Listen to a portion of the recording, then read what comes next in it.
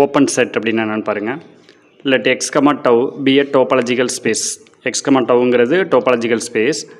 A subset U of X. அந்த எக்ஸில் யூங்கிற ஒரு சப்செட் எடுத்துக்கிறாங்க. அந்த யூங்கிற சப்செட்டை என்னென்னு சொல்கிறாங்கன்னு பார்த்தீங்கன்னா செட் டு பி ஓப்பன். அப்போ இந்த யூங்கிற சப்செட்டை தான் ஓப்பன் செட் அப்படின்னு சொல்கிறாங்க. எப்போ அப்படின்னு பாருங்கள், இஃப் அந்த யூன்றது எதில் இருக்கணும் அப்படின்னா இந்த டவ்வில் இருக்கணும். அதாவது டோபாலஜி செட் இருக்கு இல்லையா, அதில் இருக்கணும். இந்த யூங்கிறது டோபாலஜி செட்டில் இருக்கணும். ஸோ இதுதான் வந்து கண்டிஷன். சிம்பிளாக ஞாபகம் வச்சுக்கலாம். இதில் ஜென்ரலாக ஓப்பன் செட்னா நமக்கு தெரிஞ்ச விஷயந்தான். இப்போ 2,3 இந்த மாதிரிலாம் எடுப்போம் இல்லையா, 5,10.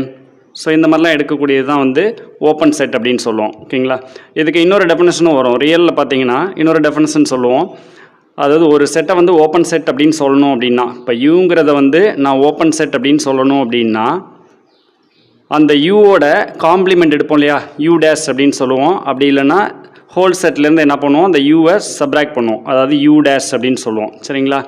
இந்த யூ டேஷ் வேல்யூ கிடைக்குது பார்த்தீங்களா, அது என்னவாக இருக்கணும் அப்படின்னா க்ளோஸ்டாக இருக்கணும். அதாவது ஆப்போசிட்டாக வரணும்.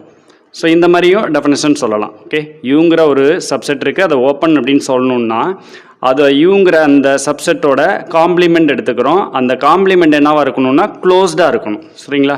ஸோ இதுவும் ஒன் ஆஃப் த டெஃபினேஷன் தான், நோட் பண்ணி வச்சுக்கோங்க. அடுத்த ரிமார்க் பாருங்களாம்.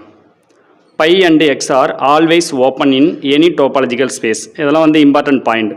பைங்கிறதும் எக்ஸுங்கிறதும் எப்போவுமே என்னவாக இருக்கும்னு சொல்கிறாங்க, டோபாலஜிக்கல் ஸ்பேஸில் ஓப்பனாக தான் இருக்கும் அப்படின்னு சொல்லியிருக்காங்க. சரிங்களா.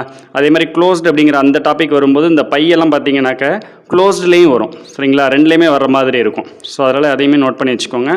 பை அண்ட் எக்ஸ் வந்து டோபாலஜிக்கல் ஸ்பேஸில் ஓப்பனாக இருக்கும். அதே மாதிரி க்ளோஸ்டுங்கிற டாபிக் வரும்போது அதில் பார்த்தீங்கன்னா க்ளோஸ்டு அப்படின்னு வரும். அப்போ போத் ரெண்டு கண்டிஷன்லையுமே வரும்னு அர்த்தம். ஓகேங்களா. அடுத்த பாயிண்ட் பாருங்கள். A topological space is a set X together with a collection of subsets. ஒரு டோபாலஜிக்கல் ஸ்பேஸ்னாவே நமக்கு தெரியும் எப்படி இருக்கும்னு சொல்லிட்டு அது எக்ஸ் அப்படின்ற மாதிரி வச்சுருப்போம். அதில் கலெக்ஷன் ஆஃப் சப்செட்ஸ் எடுத்துக்கிறோம். ஓகேங்களா. அதுதான் இங்கே மீன் பண்ணி சொல்லியிருக்காங்க. Collection of subsets of X. எக்ஸில் கலெக்ஷன் ஆஃப் சப்செட்ஸ் எடுத்துக்கிறோம். அந்த கலெக்ஷன் ஆஃப் சப்செட்ஸ் இருக்கு இல்லையா, அதை தான் என்னன்னு சொல்கிறாங்க அப்படின்னா ஓப்பன் செட்ஸ் அப்படின்னு சொல்கிறாங்க. ஓகே, சச் தட் என்ன கண்டிஷன் அப்படின்னு பார்த்தீங்கன்னா அந்த எக்ஸ் இருக்கு இல்லையா, அந்த எக்ஸும் எம்டி செட்டும், அதாவது எக்ஸும் அந்த எம்டி செட்டும் என்னவாக இருக்கணும்னு பாருங்கள், போத் ஓப்பன் அப்படின்னு சொல்லியிருக்காங்க. ஓகே, அப்போ எக்ஸில் வந்து ஒரு கலெக்ஷன்ஸ் எடுத்துக்கிறீங்க, அந்த கலெக்ஷனை வந்து ஓப்பன் செட் அப்படின்னு சொல்லணும். அப்போ ஓப்பன் செட்னு சொல்லணும்னா கண்டிப்பாக என்ன கண்டிஷன் சாட்டிஸ்ஃபைட் ஆகிருக்கணும்னா அந்த எக்ஸும் எம்டி செட்டும் ஓப்பனாக இருக்கணும். சரிங்களா. ஸோ அதுதான் இந்த பேரா மாதிரி கொடுத்துருக்காங்க. பட் சிம்பிளாக ஞாபகத்தில் வச்சுக்கலாம். ஓகேங்களா.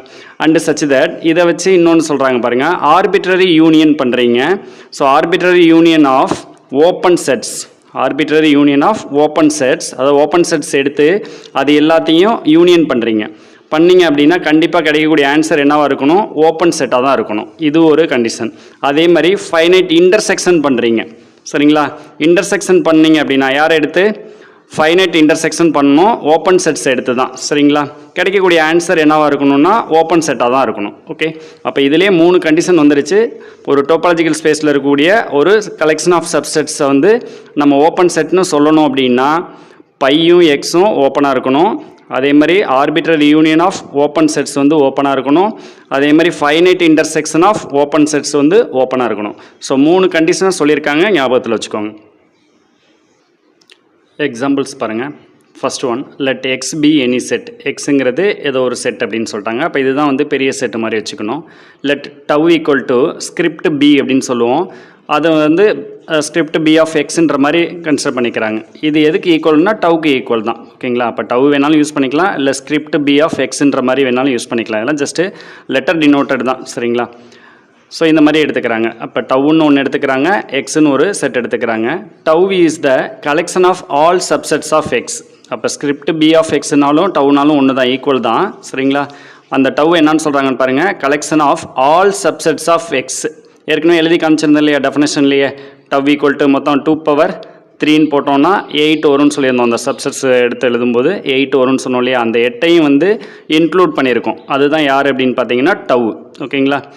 ஸோ அதுதான் இங்கே மீன் பண்ணி சொல்லியிருக்காங்க. தென் ஸோ இந்த மாதிரி கலெக்ஷன் ஆஃப் ஆல் சப்செட்ஸ், எல்லா சப்செட்ஸையும் எடுத்து ஒரு கலெக்ஷனாக ஒரு செட்டில் போடுறோம், அதுதான் டவ்வு. ஸோ அந்த மாதிரி போட்டிங்கன்னா தென் டவ் இஸ் எ டோபாலஜி அப்படின்னு சொல்கிறாங்க. அப்போ அந்த டவ் என்னன்னு சொல்லலாம், டோபாலஜின்னு சொல்லலாம். ஆல்ரெடி நம்ம பார்த்த டெஃபினேஷன் தான் இது, அதை மீன் பண்ணி தான் சொல்லியிருக்காங்க. எக்ஸில் டவ்வை வந்து டோபாலஜின்னு சொல்லலாம். And it is called the discrete topology. இதுக்கு பேர் என்னன்னு சொல்கிறாங்களா, ஸ்பெஷலாக டிஸ்கிரீட் டோபாலஜின்னு சொல்கிறாங்க. அப்போ டிஸ்கிரீட் டோபாலஜி அப்படின்னாவே ஒரு பெரிய செட்டில் இருக்கக்கூடிய எல்லா சப்செட்ஸையும் ஒரு கலெக்ஷனாக எழுதணும். சரிங்களா? அந்த கலெக்ஷனுக்கு பேர் வந்து டவ்னு வச்சுக்கிறாங்க. ஓகே, ஸோ அப்போ அந்த டவ் என்னன்னு சொல்லலாம்னா டிஸ்கிரீட் டோபாலஜின்னு சொல்கிறாங்க. ஓகேங்களா? இதுதான் வந்து ஒரு டெஃபினேஷன் மாதிரி தான் இதுவுமே. சரிங்களா? பட் எக்ஸாம்பிளாக கொடுத்துருக்காங்க, டோபாலஜியை வச்சு வர்றதுனால ஒரு எக்ஸாம்பிள் மாதிரி கொடுத்துருக்காங்க. டிஸ்கிரீட் டோபாலஜினாவே கலெக்ஷன் ஆஃப் ஆல் சப்செட்ஸ், அதை ஞாபகம் வச்சுக்கோங்க. அடுத்த எக்ஸாம்பிள் பாருங்கள். எக்ஸுங்கிறது எனி செட், அதில் சொன்ன மாதிரியே தான் சொல்லியிருக்காங்க. Let tau equal to pi comma X. அதாவது டெஃபினேஷனில் ஃபஸ்ட்டு கண்டிஷனாக வந்துச்சு பார்த்தீங்களா, என்னென்னு சொல்லியிருந்தாங்க, பையும் எக்ஸும் வந்து அந்த டவ்லே இருக்கணும் அப்படின்னு சொல்லியிருந்தாங்க. ஸோ அந்த டவ்வை தான் வந்து எப்படி எடுத்துக்கிறாங்கன்னா பை கமா எக்ஸாக எடுத்துக்கிறாங்க. இந்த ரெண்டு செட்டு மட்டும் இதுக்குள்ளே இருக்க மாதிரி அதை டவ்னு வச்சு எடுத்துக்கிறாங்க. இந்த மாதிரி ரெண்டு மட்டும் வந்துச்சு அப்படின்னா then tau is a topology தான். டவ் வந்து டோபாலஜின்னு சொல்லலாம் எக்ஸில். This topology is called as the indiscrete topology அப்படின்னு சொல்கிறாங்க. இதுக்கு ஸ்பெஷலாக நேம் பார்த்தீங்கன்னா இன்டிஸ்கிரீட் டோபாலஜின்னு சொல்கிறாங்க. ஆர் த ட்ரிவியல் டோபாலஜி அப்படின்னு சொல்லலாம். இந்த நேம்லாம் கொஞ்சம் ஞாபகம் வச்சுக்கோங்க. ட்ரிவியல் டோபாலஜி, அதாவது டேரெக்டாக பார்த்தோன்னு சொல்லுவோம் இல்லையா, அந்த மாதிரியே கூட மீனிங் வச்சுக்கலாம். அப்போ பையும் எக்ஸும் அப்படின்றது பார்த்தீங்கன்னாக்கா ட்ரிவியல் அப்படின்னு அர்த்தம், ட்ரிவியல் டோபாலஜி. ஸோ இது ரெண்டையும் கண்டெயின் பண்ணி வர்ற அந்த டவ்வை தான் ட்ரிவியல் டோபாலஜி அப்படின்னு சொல்கிறாங்க. அடுத்த எக்ஸாம்பிள் பாருங்கள். Let X is equal to ABC. இது யூஸ்வலாக நம்ம எடுத்தோம் இல்லையா, அதே தான் எடுத்திருக்காங்க. டவுங்கிறது பாருங்கள், சம் கலெக்ஷன்ஸ் இங்கே எடுத்துக்கிறாங்க. பை எக்ஸு ஏபி இந்த மாதிரி எடுத்துக்கிறாங்க. இதை வந்து இந்த டவ் என்னன்னு சொல்கிறாங்கன்னா டோபாலஜின்னு சொல்கிறாங்க. நமக்கு ஃபஸ்ட்டு கண்டிஷன் படி என்ன வரணும், பையும் எக்ஸும் எங்கே இருக்கணும்னாக்கா டவ்வில் இருக்கணும். ஸோ இதில் செக் பண்ணி பாருங்கள், பை இருக்குது, எக்ஸ் இருக்குது. ஸோ டவ்வில் இருக்குல்ல, இந்த செட்டில் தான் இருக்குது. அப்போ ஃபஸ்ட்டு கண்டிஷன் சாட்டிஸ்ஃபைட் ஆகுது. செகண்ட் கண்டிஷன் என்ன சொல்லியிருந்தாங்கன்னா சப் கலெக்ஷன் எடுத்து யூனியன் பண்ணணும்னு சொல்லியிருந்தாங்க. டோபாலஜியோட செகண்ட் கண்டிஷன். அப்போ சப் கலெக்ஷன் நீங்களே ஏதாவது ரெண்டு எடுத்துக்கோங்க. இப்போ நான் ஏயும் பியும் எடுத்துக்கிறேன். ஸோ ஏயையும் யூனியன் பியையும் எடுத்துக்கிறேன். ரெண்டையும் யூனியன் பண்ணும்போது என்ன கிடைக்கும், எனக்கு ஏபி இந்த மாதிரி வந்துடும், அதாவது ஏபின்னு வந்துடும். ஸோ இந்த ஏபி எதில் இருக்கும், பிலாங்ஸ் டு டவ்வில் இருக்குல்ல. ஸோ அப்போ ரெண்டாவது கண்டிஷனும் சாட்டிஸ்ஃபைட் ஆகுது. ஸோ தேர்டு கண்டிஷன் எடுத்துக்கலாம். தேர்டுக்கு என்னென்னா இன்டர்செக்ஷன் எடுத்துக்கணும். ஃபைனைட் சப் கலெக்ஷன் இன்டர்செக்ஷன் எடுத்துக்கணும். சரிங்களா? இப்போ இதே ஏயும் பியும் கூட எடுத்துக்கலாம். அப்போ ஏ எடுத்துக்கிறேன், இன்டர்செக்ஷன் பி எடுத்துக்கிறேன். ஸோ ஏ இன்டர்செக்ஷன் பி பண்ணிங்க அப்படின்னா காமன் இல்லை, ஸோ அதனால் எம்டி வந்துடும் பை. ஸோ இந்த பை எதில் இருக்கணும் அப்படின்னா பிலாங்ஸ் டு டவ்வில் இருக்கணும். ஸோ பைன்றது இருக்குல்ல, டவ்வில் இருக்கா. ஸோ அப்போ டோபாலஜிக்கான அந்த மூணு கண்டிஷனையுமே இந்த டவுங்கிற செட்டில் உள்ள எலமெண்ட்ஸ் வந்து சாட்டிஸ்ஃபைட் பண்ணுறதுனால இந்த டவுங்கிற செட்டை என்னன்னு சொல்லலாம்னா டோபாலஜி அப்படின்னு சொல்லலாம். ஓகேங்களா? ஸோ இந்த மாதிரி தான் நீங்கள் வெரிஃபை பண்ணி பார்க்கணும்.